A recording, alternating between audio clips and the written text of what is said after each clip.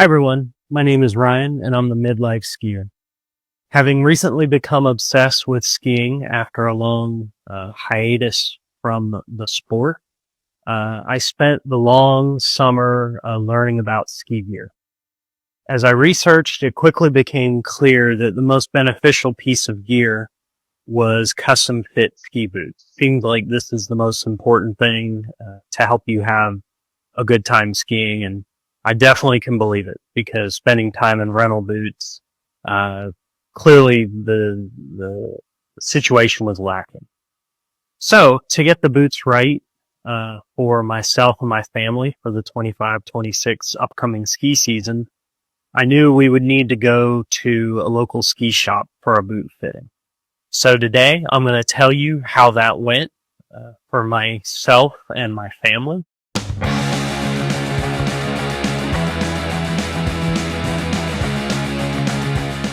In early August, while anxiously awaiting the ski season, I called my local ski shop to find out about boot fitting.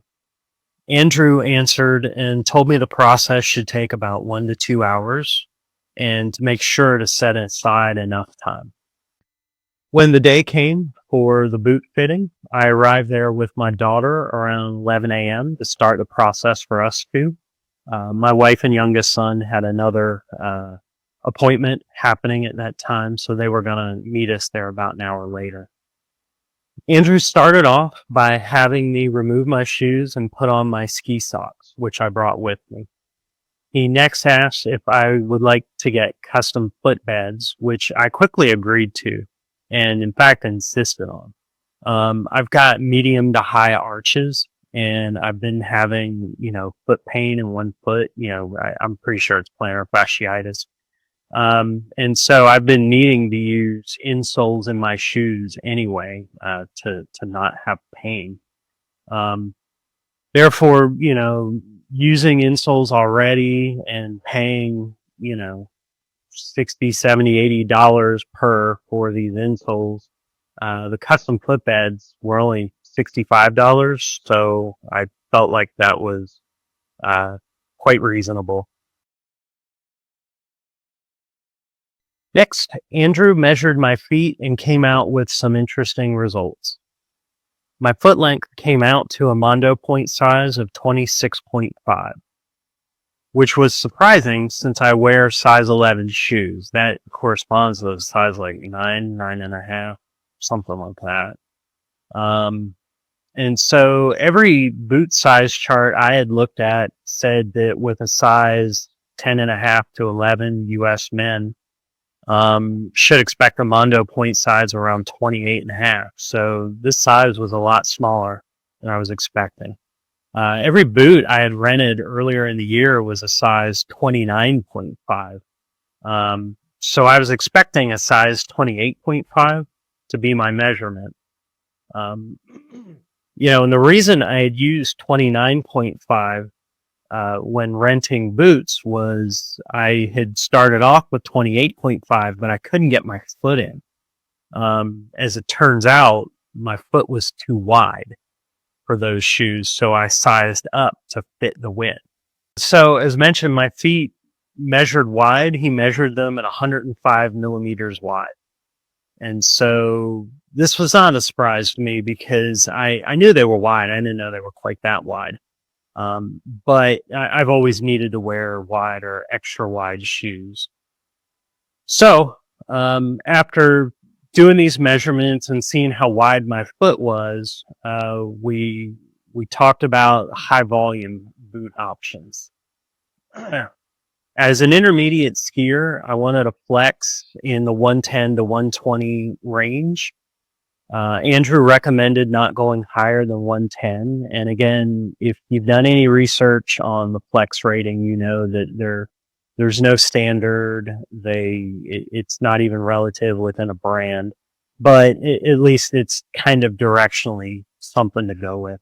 So I just knew I didn't want a super stiff racing boot because that's definitely nowhere near my skill level. With the flex and high volume requirement, they had two suitable options in my size in the store to try on. trying on boots, there were a few options that we found. Option number one was a Technica Mach Boa HV 110 with grip lock. I tried on a 26.5 of this boot, and it felt very snug.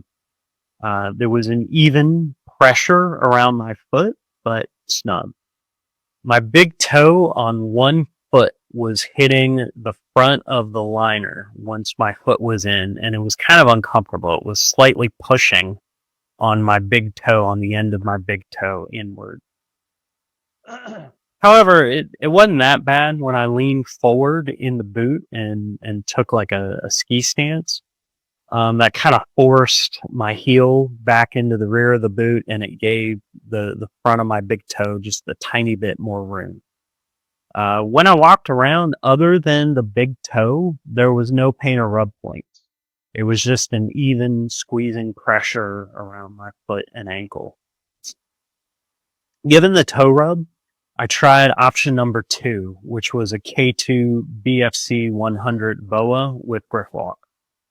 This boot had a softer inside liner with faux fur texture, very nice. At first, I thought it would be more comfortable, and there was minimal pressure on my big toe, which was a plus as well. However, when I started buckling down the boot, there was a big problem on the top of my right foot. No matter how I adjusted my foot and the buckles or BOA, the boot was pushing down hard on this one spot on the top of my foot. It hurt in the spot and became uncomfortable very quickly. It was much more uncomfortable than the big toe pressure that I had had with the Technica boots. Moving on to one final third option was I wanted to try the Technica boot, but one size bigger, so a 27.5 Mondo point size, to see if we could get this pressure off the end of the big toe. Andrew recommended against this because I've heard that sizing up boots can just, it leads to sloppiness and loss of control. But anyway, he brought out the boot for me to try anyway.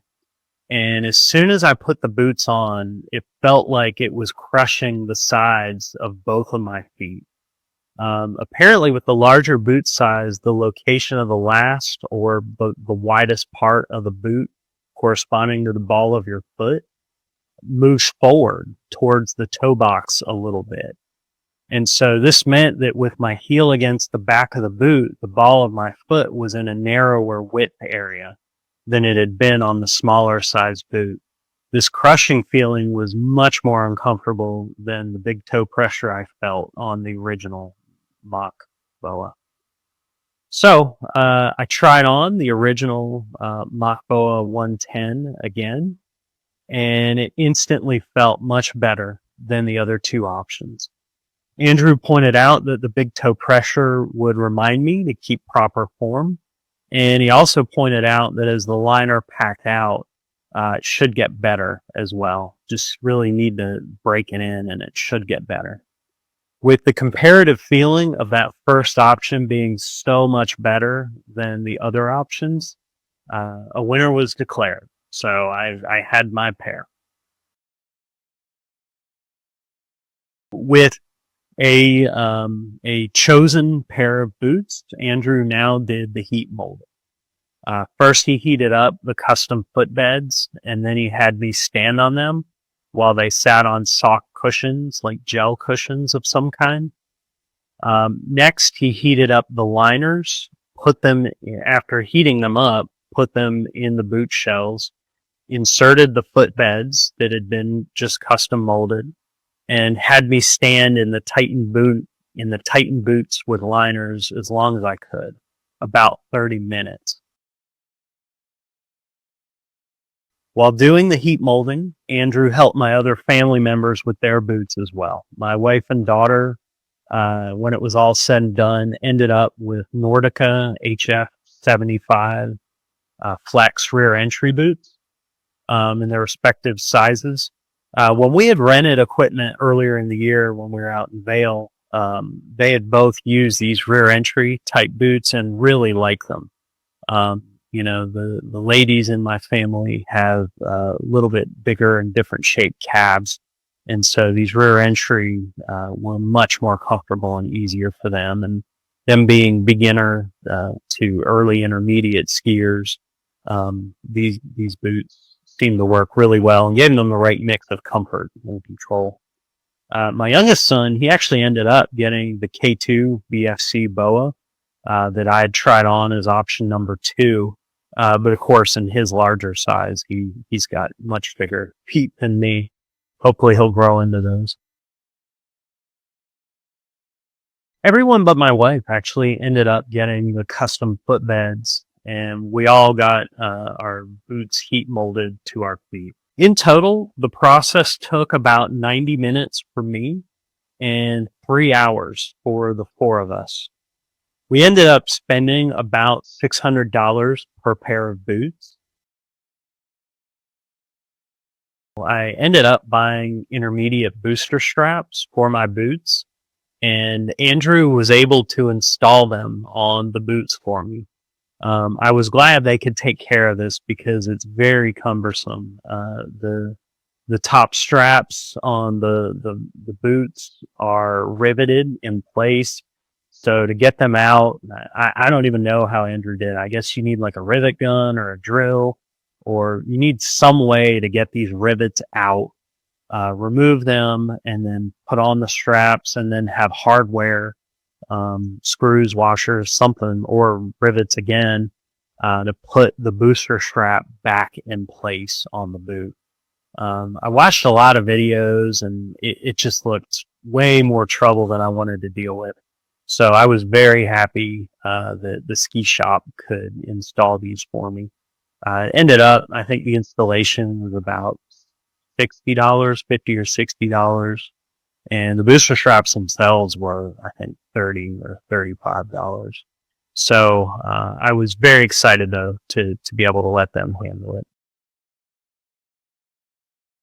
While there, of course, I noticed a pair of skis I had been researching. As an intermediate East Coast skier, and really early intermediate East Coast skier, I had heard and read that the Armada Declivity 88C could be a good ski for me. They happened to have one pair of these in a 2025 model on sale, and it was in my preferred length, in that I think 175, 174, 176. So my lovely wife, for my birthday, actually bought these for me a few weeks later. I went back after receiving the skis to the ski shop and chose new bindings to have mounted on there. I picked Solomon Strive 12s, and again, they installed them on the Declivity 88s for me. Later on, a few weeks later, the ski shop had an October ski tent sale. And so, of course, spent some money there, decided to look for some more deals, and went over to check that out. And we actually ended up getting skis for my wife and daughter. I've heard it, but we definitely saw it, that ladies' skis, especially after the season, there's extremely good deals. At least right now there are. So my wife ended up getting Tom Maven 86C in her length. She chose Marker Squire 11 bindings for it. My daughter ended up getting the Nordica Wild Bell 74 system that has built-in bindings. But again, both sets of skis were really good deals. They were 2025 models, but that's fine for us. We're all, again, beginner to low level intermediate.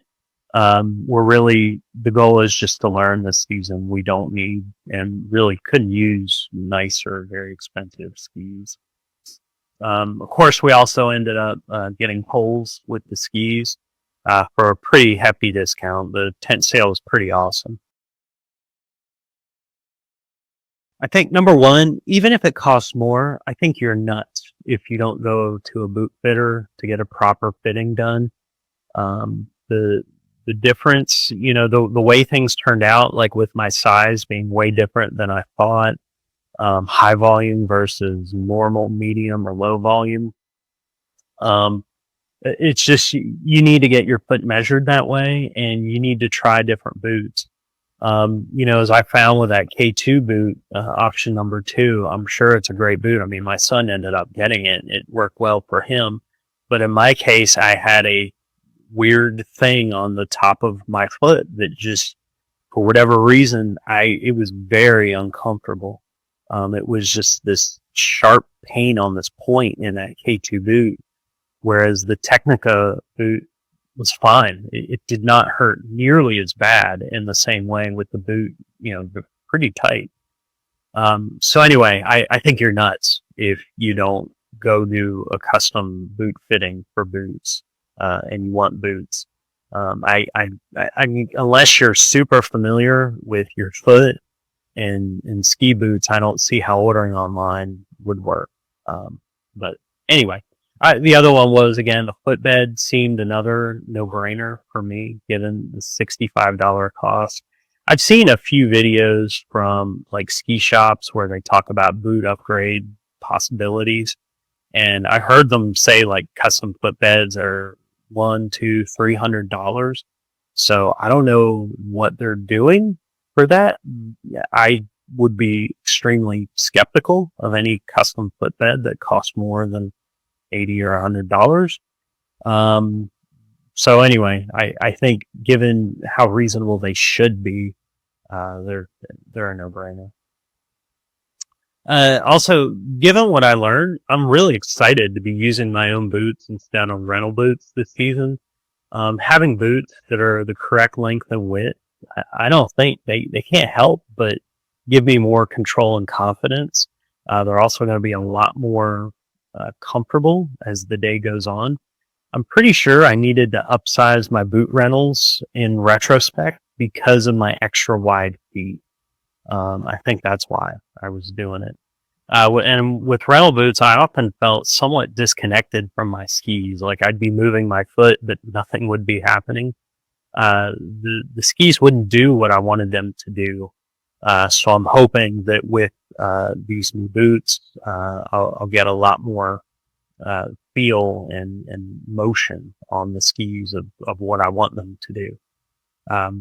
So anyway, I'm really excited to see how things go now with proper fitted boots. I'm hoping this allows me to progress much faster this season. That's my goal this season, is to progress from a very early intermediate into a solid intermediate, maybe very low level advanced. We'll see. And one final thing is, I think this drove home to me. I think it's really important to support your local ski shop. There's some fantastic online vendors like EO, Backcountry, and others that have great products, good deals. And, I think certainly I've bought a fair amount of stuff from them. But for more expensive stuff, more customized stuff, I think the local ski shop is it's an invaluable resource, even if it costs more. I'm sure I could have gotten the exact same boots me and my family got for cheaper. Maybe could have saved a few $100s, and sure, that's great. But I think, again, just supporting the boot shop, the ski shop, is important to me, especially in areas like mine. Here in North Carolina, there just really aren't many options. There's maybe 1 or 2 or 3 within an hour's drive of where I am. So I think it's even more important to support your local ski shop. And at the end of the day, I don't mind paying a bit more to ensure access to this kind of expertise, knowledge, and being able to get hands-on, with the boots, with the skis, with the poles, and all that kind of equipment. So anyway, that's it for me. I hope you have a great day, and I'll see you later.